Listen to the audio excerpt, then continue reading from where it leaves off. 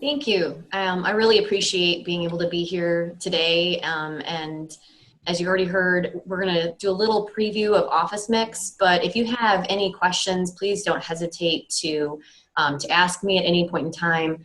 I'm happy to kind of interject those throughout, but we'll save a sufficient amount of time also for questions and comments and some of your experiences.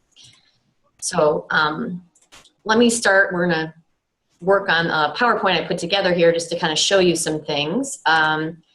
I was asked to also cover a little bit about why people might want to use videos in their classroom. And I know for some of you, you've probably already been doing this, so this might be a little bit of a review.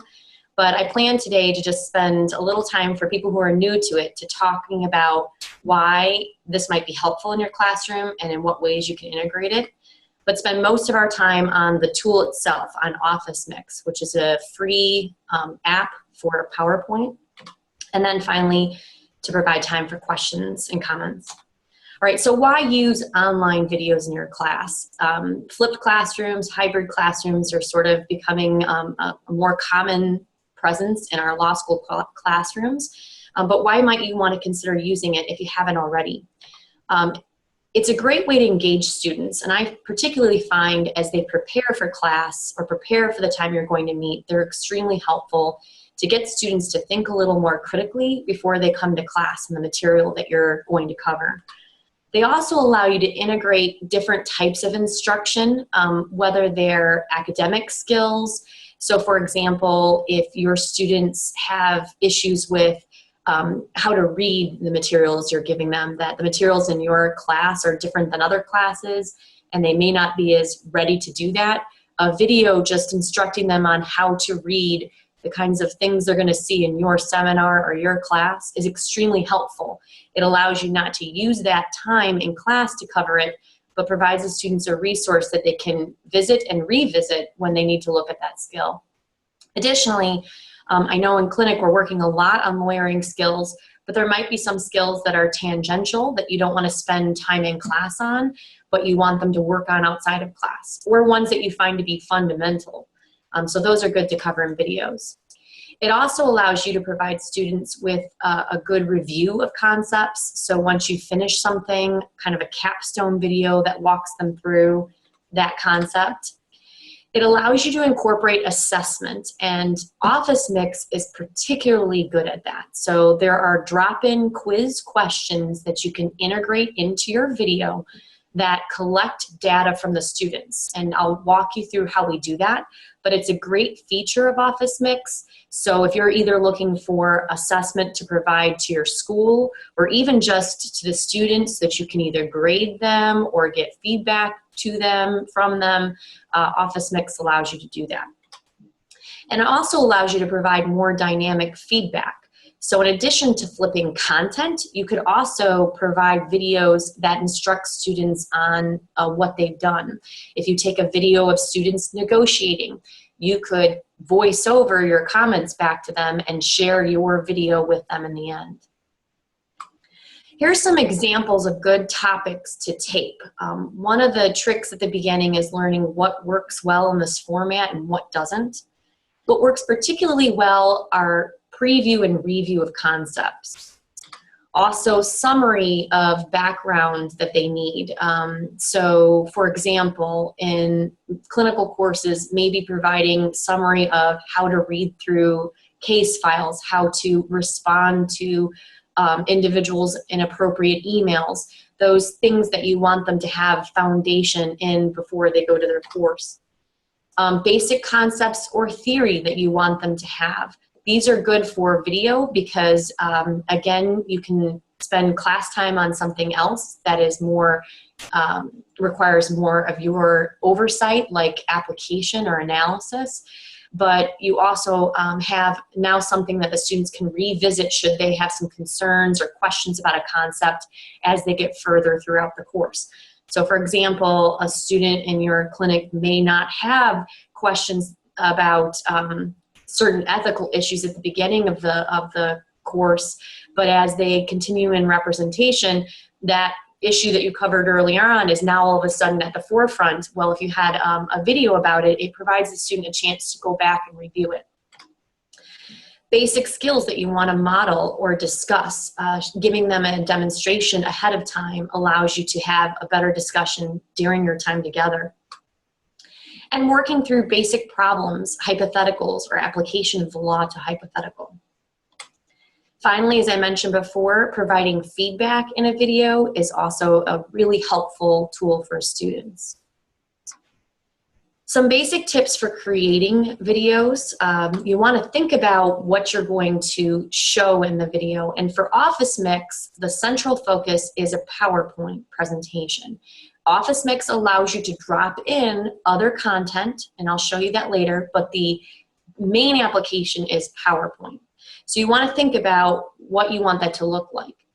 Ideally, you want to aim for a short recording, approximately 10 minutes or less. If you have longer material, it helps to break it into multiple recordings. The reason for this is students find it difficult to watch anything that's longer and actually attend to it. And also, if they want to review it, if it's a long video, it's hard for them to review, and they tend to not use it as the tool you want it to be.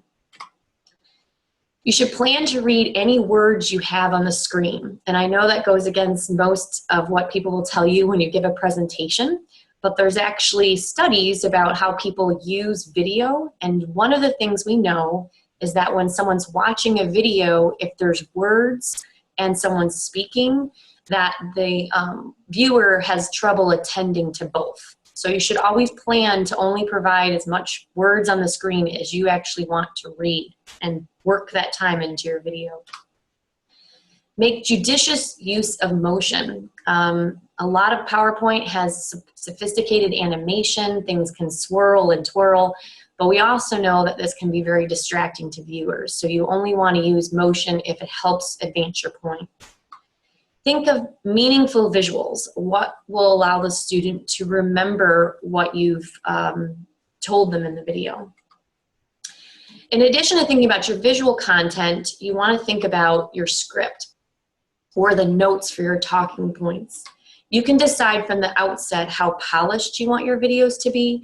I tell my students that I tend not to provide a lot of polished Hollywood style videos, but that they're okay with that part. If I was going to maybe, present it to a larger audience, I might spend more time making sure that I've crafted each word in the video. In OfficeMix, the notes section of the PowerPoint slide will be visible to you when you're recording. It won't be visible to the viewer in the end product. So if you want to be able to just read through your comments, it's helpful to put them right at the bottom of the PowerPoint slide, because you'll be able to use that when you go to create your recording. And I'll show you that in a few moments. Finally, you want to think about how to assist your students in using the videos. In the video itself, it's helpful to provide direction to the students about what they're to do. Should they stop, take notes? Do you want them to reflect so that they can be prepared to answer something when they come to class? Students tend to be very passive when they look at video, so you need to be ready for that and prepare so that the student's not just sitting and watching it like they would anything on YouTube. You want them to be more deliberate, and so it's helpful to, in the video, drop in those instructions. Additionally, if you annotate your video by including pop-up boxes or drawing on the screen, and OfficeMix allows you to do this, you can give students instructions about what to do. For example, you might include in your PowerPoint slide a written instruction of stop now, write out your first 3 thoughts, or whatever you want them to do. You could also have a drawing on the screen with OfficeMix to do the same. When you assign a video, you should also provide these clear directions, including when in the sequence of the course they should watch the video. If it's a video to prepare for class, should they read the assignment before they watch the video, at the same time, or after? You need to be as concrete as you can. You should also consider giving students directed notes or quiz drop-in questions. We'll show you those in a moment. By letting the student engage in the actual content, it's very helpful. And you might want to consider actually requiring the video. I'm getting a little feedback, so if someone doesn't have their video on mute or their phone on mute, you may want to consider muting yourself. Sorry, I'm just hearing someone else out there. Thanks. Okay, so you want to try to consider whether you want to require the video. I ask the students to do the assessments along with the video, and I actually make a portion of the class participation grade related to the videos. While students really appreciate the videos and will often comment that they're one of the more helpful things about the class, I've found in the past when I've made them completely elective, not everyone even takes the opportunity to go use it. You might have found this if you provide directed comments you want the students to read, or you give questions ahead of time. They're not often doing this. So requiring it by even providing a soft part of the grade really helps. All right, so let's turn to the tool itself and talk a little bit about how you put together an Office Mix video. What I really like about Office Mix is it's extremely easy to use. If you have used PowerPoint before, the basic fundamental skills you already have under your belt because it's all built off PowerPoint. The other thing I like about Office Mix is it's very easy to edit. So what happens is your audio is synced with the actual slide, and you can later edit your video easily by just going in and changing either the order of your slides or the content on your slide, and it won't disrupt the actual audio recording you have. So the audio recording is linked slide by slide. So let's say that you create your original set of video slides and you decide you want slide 3 to appear first. If you move that like you would move any PowerPoint slide and just re-upload it, your audio moved with it. So it's really user-friendly. To start out, you need to download the free add-on for PowerPoint, and you get that from www.officemix.com. You need at least Office 2013 or Office 365 in order to be able to use Office Mix. Any older version of Office does not support Office Mix. If you're a Mac user, you can download Office Mix through Office 365. Once you download it, you'll see this new tool bar, which you'll see at the top has now given you a new tab labeled Mix. This is how you engage with Office Mix. So otherwise, PowerPoint stays the same, you get a new tab. Here's what the tools look like under the new Mix tab. If you see here, you're going to see a couple groupings, and I have them set out like this. In the first box, these are the pieces of the Office Mix tool bar that allows you to actually create your slide and your recording. If you've just joined us, if you don't mind putting your phone or your video on mute, that would be really helpful. I'm just hearing myself come back again, sorry. The next set on the toolbar that you'll be accessing and we'll talk about is how you actually upload and share your final video. And then the final set is what I call the support parts of the new Mix toolbar.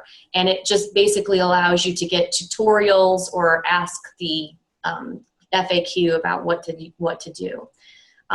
With all these slides that I've annotated, I'll be posting these and sending them out to those who are in our presentation here today if you want any of these. But let's talk about that first set of tools. These are the ones you're going to spend the most time with. So what you're looking at is a screenshot of the presentation that I put together for today. And so you look at the top, the main keys that I'm going to use include the slide recording, the quiz video apps, and then these extra features. So the first one we're going to talk about is the quiz and video apps. This feature allows you to really engage with your students and to even run assessment on your students.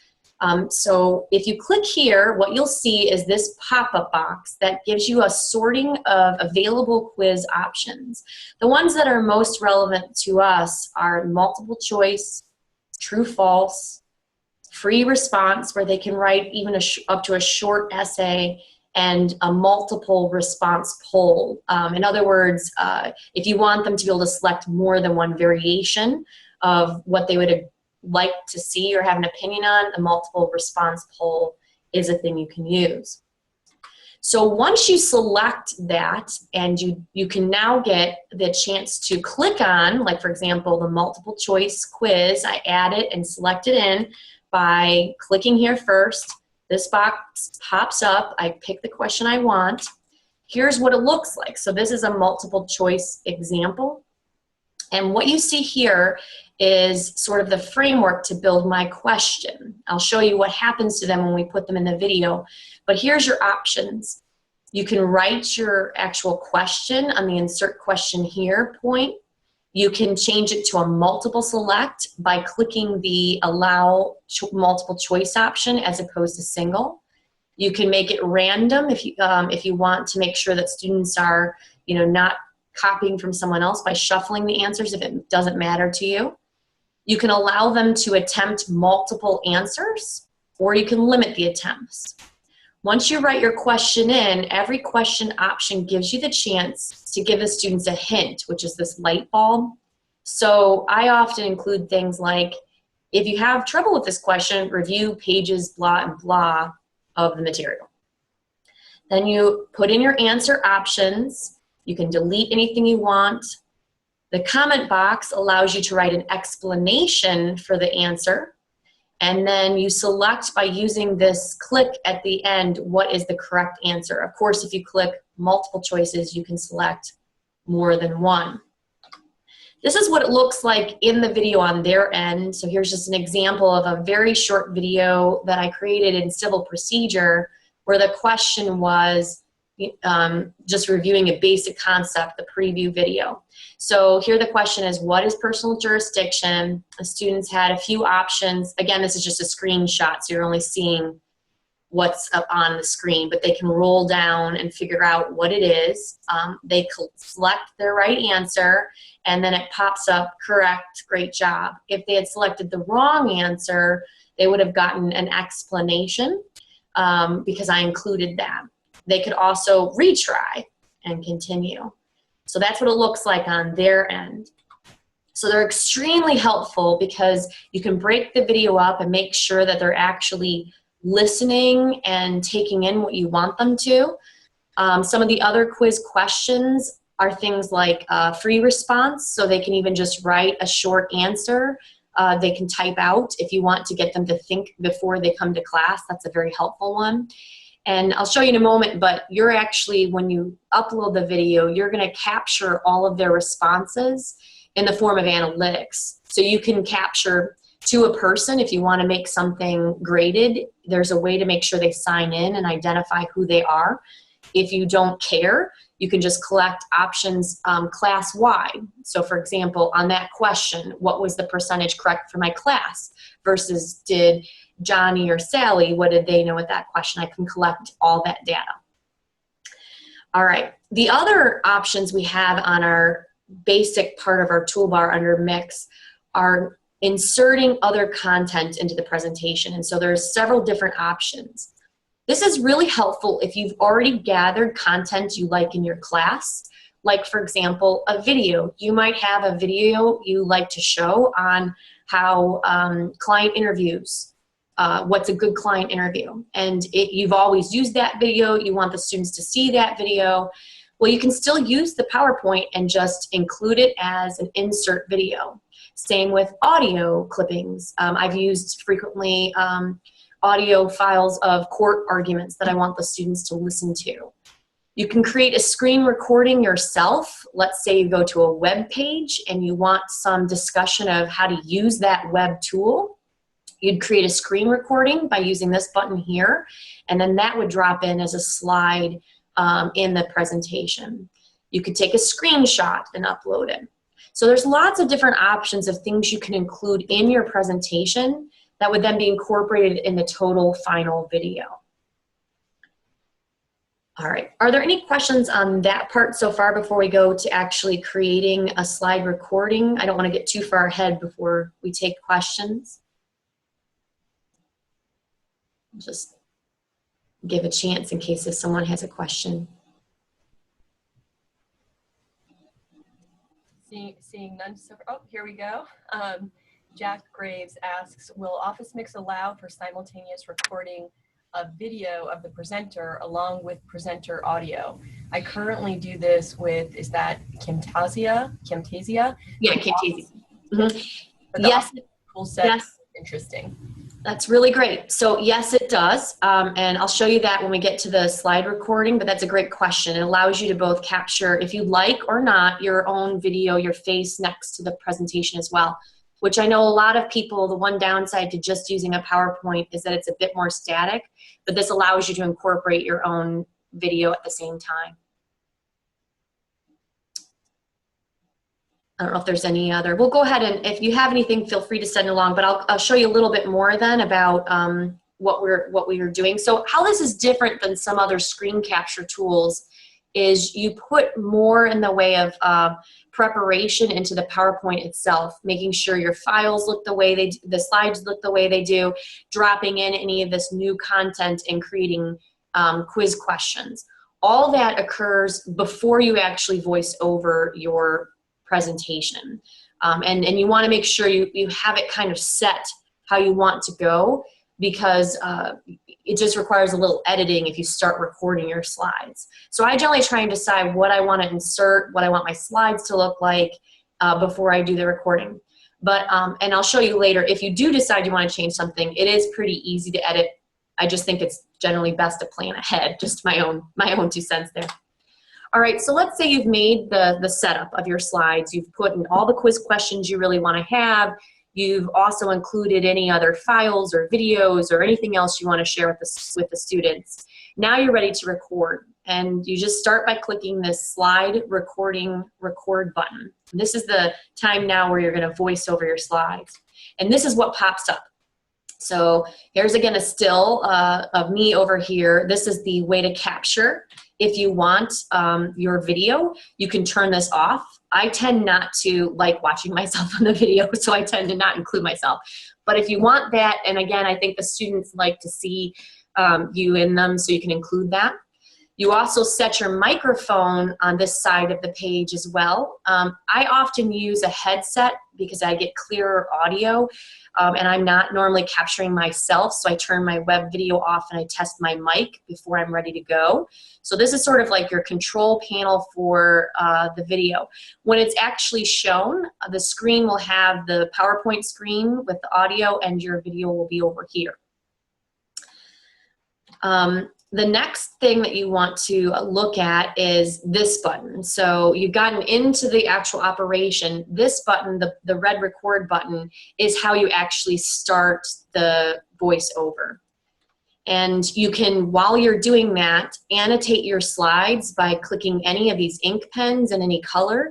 So sometimes there's also an erase button. Sometimes if I'm looking at statutes or a particular kind of, I teach civil procedure, so I often bring up briefs or pleadings or things I want them to look at, where I really want them to consider how the lawyers constructed the actual document. And so these are helpful because they allow me to underscore as I'm talking the words I want them to focus on, or even highlight by choosing the bigger pen. So this is a closer focus of that toolbar, just so you can see it better, but realize it's appearing at the top of the screen, and this would be my PowerPoint slide in the middle. So here's some things we have: the record button, stopping. You can advance your annotation and keep the recording synced with the annotation by clicking previous or next for your annotation. The recording stays slide by slide, so if you click to the previous slide, the recording you're currently making will stop, and you'll go back and be able to edit the prior slide. Same is true with the next slide button. You don't alter the recording you're making by clicking the next slide. You just start on the actual next slide. So this is how, again, you advance your annotation. And this is what it would look like. So here's the presentation I gave today. I had this note, and I have more coming up. If I wanted to sync my language with what you're seeing on the screen, I would come up here and click next animation while I'm talking, and the animation would appear as I've preset it. The other thing you can use, which I find really helpful, is slide notes. Now, these are the things that you type into the notes at the bottom of your PowerPoint slide. So when you create a PowerPoint slide, there's always a section for adding notes. If you click on this, they will appear over your slide. If you don't click on it like this, the slide notes won't appear. So if you don't want them, they don't need to be there, won't distract you. But if you'd like to include some, it's nice in that it comes over in this sort of gray box that I can just read right off the screen, especially if I want to capture my camera and not disrupt myself with papers. And the actual video will not include those. So I think I saw a question. So did you have one? Go ahead. Yeah, Jack asks, does the video recording function support background removal and replacement using a green screen? I don't know. I've never actually done that. I know that what it has is just the webcam. I don't know if it's as sophisticated as that. If you dropped in a video, like in the actual creation, if we just go back for a second, if you did a video here and you made a more sophisticated video itself, it would have whatever features. But I don't believe the actual webcam allows you to do anything other than just pick up what the webcam is showing. I don't know if there was another question there. I wanted to make sure I didn't miss it. I think that's it, Jack says. Okay. Okay. Okay, so then let's say you finished a particular slide. Now remember, your audio is captured slide by slide. So let's say you did the first slide and you wanted to make sure it sounded right before you continued anything and that you didn't make a mistake. You can click this, which allows you to watch the animation and the synced video and audio you've created. If you decide you don't like what you saw, you can edit by erasing either that individual slide or there's an option on the drop-down box to erase every slide you've done so far. What I really like about Office Mix compared to some other tools I've used is it's very simple in this feature that I don't have to go and cut and splice out parts of the video, which I've used on other things. I have to find it in the video and put caption bars to make sure it gets removed. This is a little bit more chunked because it's slide by slide, so I can just cut the slide out entirely. One thing that's interesting to note about this, let's say I wanted to change the actual language on the slide but not my audio. Let me just show you what I mean. So let's say I had this recording and I made some comments on this line on preparing notes or script for your talking points. And when I went back and looked at the video, I thought, I like what I said, but I think this sentence is clunky, or I want to say something other than the word notes. When I go back and change, go back to the original part of my PowerPoint outside of this recording option, I can change any of the images. Maybe I say I take this guy out, I change the word. The actual audio will stick with whatever I've animated. So if I change the word notes, whatever I've voiced over with this particular animation will still stay there.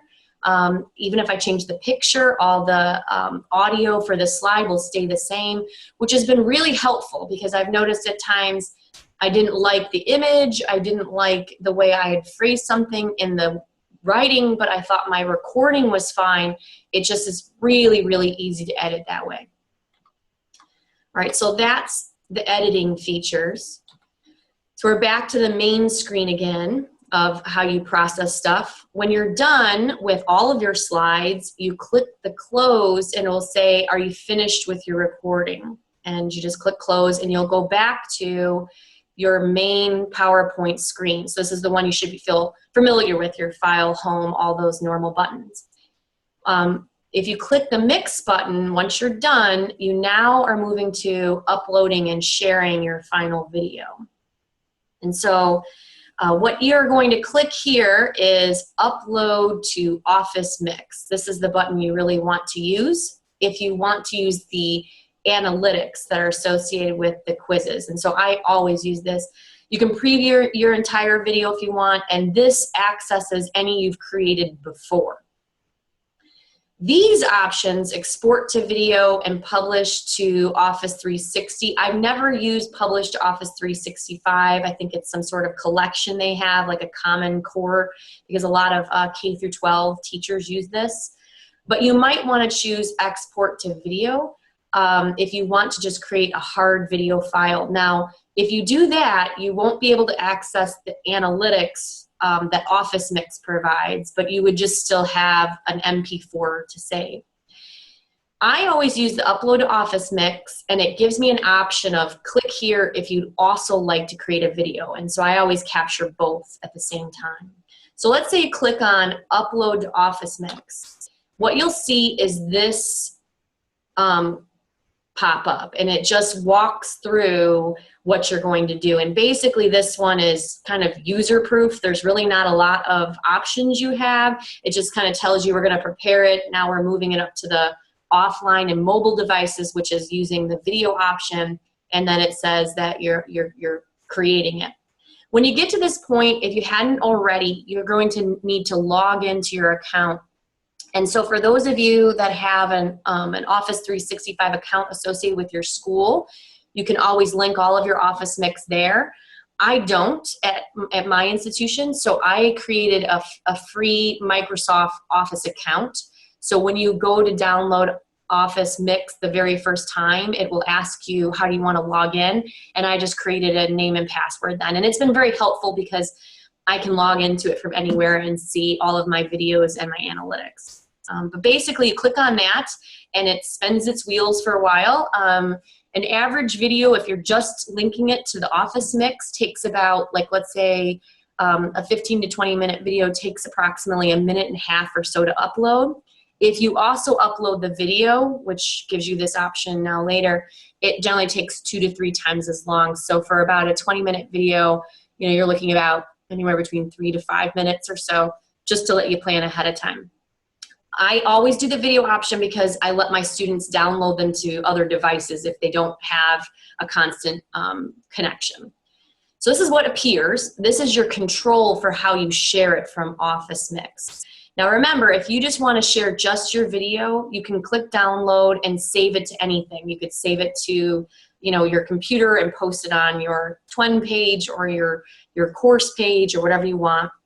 I keep it on Office Mix because I like to collect the data, which means I need to share this URL, which will stay attached to this video. No matter how many edits I make to this component of the video, the URL always stays the same, which is nice because if you change your video but you want all of your links to stay live, as long as you continue to update the same video, you never have to worry about refreshing any of your links.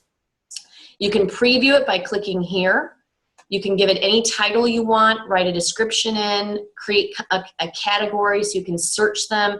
So for example, you can create a tag if you have some for some classes and not others, and you want to search through your mixes, your finalized videos. Easily, tags help you do that, so you can tag them to the class. This option here is your sharing option. There are 3 different levels going all the way up to public and as least as limited. Limited is the option where the person must not only have the link, but actually sign in using either Microsoft Office, Office 365, or Facebook, and Gmail too. I've never found a student that doesn't have any of those at all to be able to log in for me. And if they don't, they can sign up for a Microsoft Office account on their own. So what it does is it asks them to provide their account, and so it ensures that the person who's actually signing up is the person who they say they are. So again, if your school has Office 365, they can just use those law school accounts and just sign right in. Angela, one question. If you Sure. upload your videos to Office Mix and keep all of them there, is there a data storage fee? No, It's no, there's not. Okay.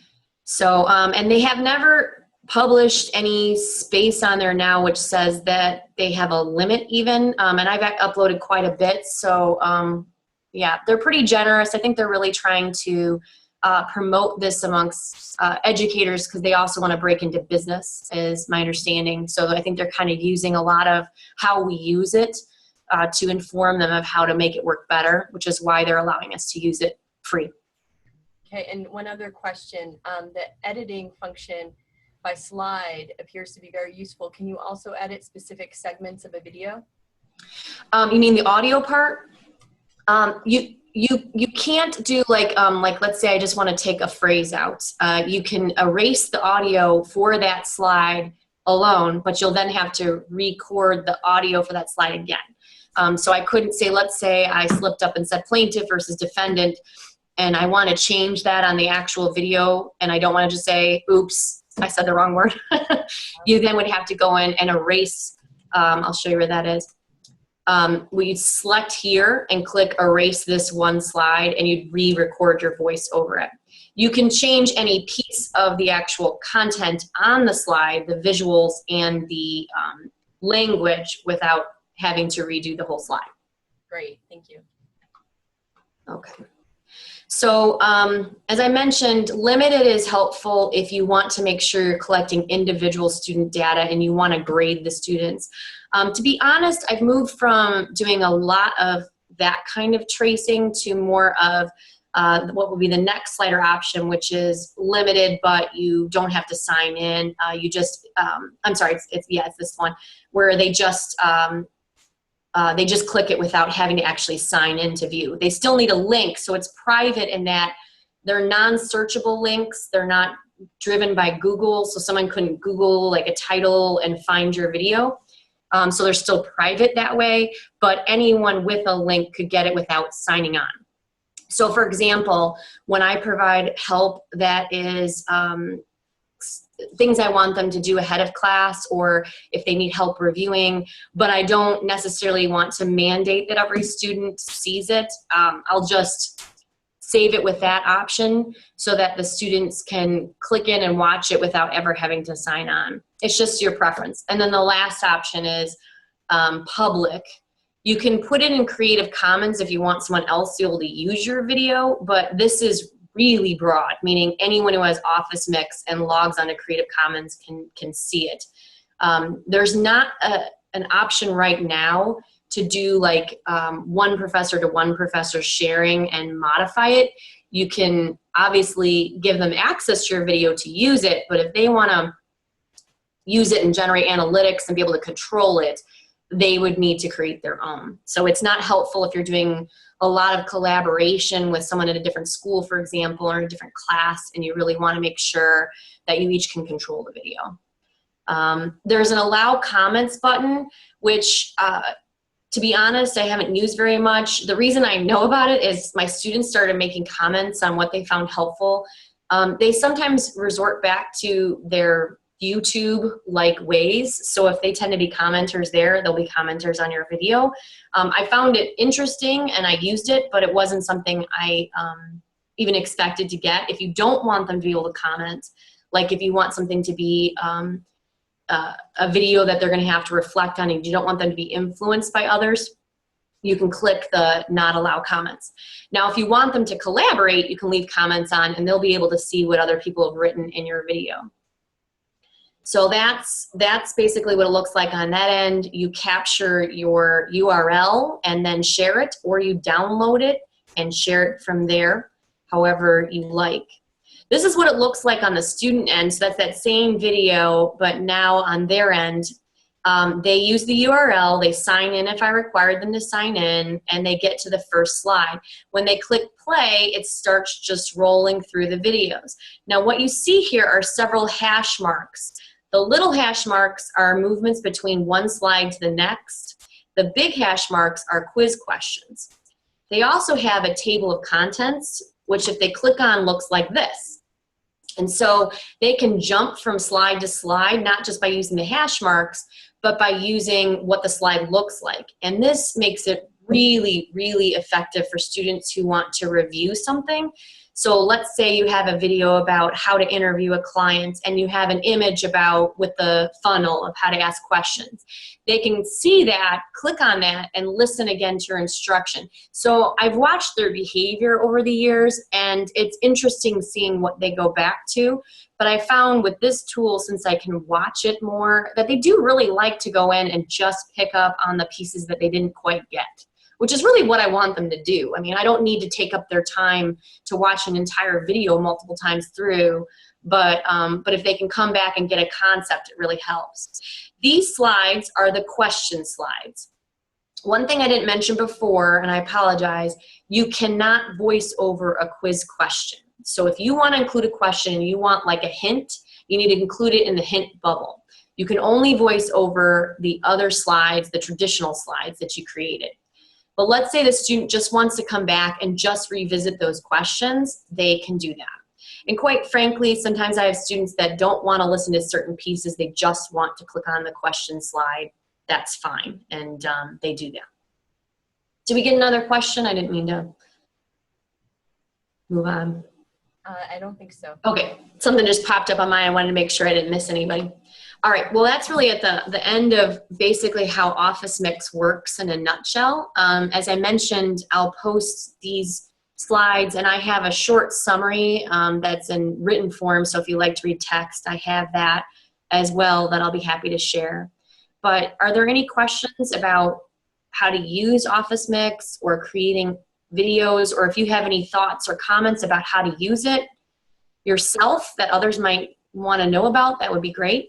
Sure. This is Jenny Brooke. I am thinking about ways in which we could incorporate this into the clinic. And one thing that occurs to me is we do a clinic-wide orientation every year that walks through some basics of office procedure, covers topics like confidentiality, shows them how to use the filing system. And I wonder if this would be useful for that. I think there's some value to having the students come in and meet the administrators of the clinic, but have you heard of others using it in that kind of training format? Yeah, I wonder if someone else even on the list can talk about that. But yes, so I have heard other people that use it for almost that exact thing. Now, I think you can couple it with watch this and prepare, and then maybe part of the question you drop in is like questions you want to ask the administrators, or it just kind of streamlines the process if they're ready to hear what you're going to say on the day that you actually walk through. The other thing I've noticed is that no matter how good an orientation is, I find that students often aren't really ready to hear. It's not that they're not listening or willing to listen to you, but they're not always ready to hear some of those pieces, reality, until they get into that moment and they think, I remember someone told me something about this and I don't remember what it was. Even just having something like a video to come back to is really helpful. So I'll give you an example in my class, which isn't clinical, but I think it kind of is a good analogy.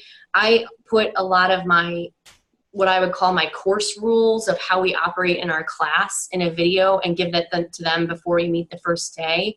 And it's not uncommon for students to go back and watch, especially portions about what I expect on certain assignments or how I'm going to grade them, because they weren't really ready to listen to that on day one. But once they have an assignment and they care what I'm looking for, they'll go back and listen to it. Excellent. So many interesting ways to incorporate it. Another question I had was, what kind of feedback have you received from the students about their, whether they like these functions, whether they think it improves their learning experience? What have you heard from them?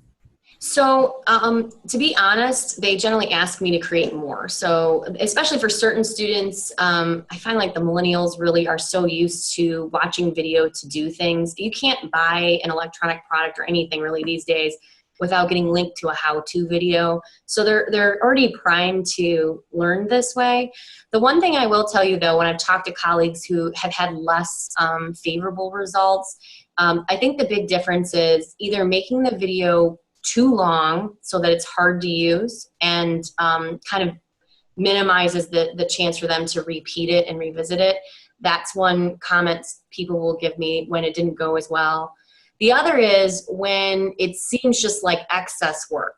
And that's why I have, over the years, really incorporated it as part of my class, where it's assigned as part of the reading.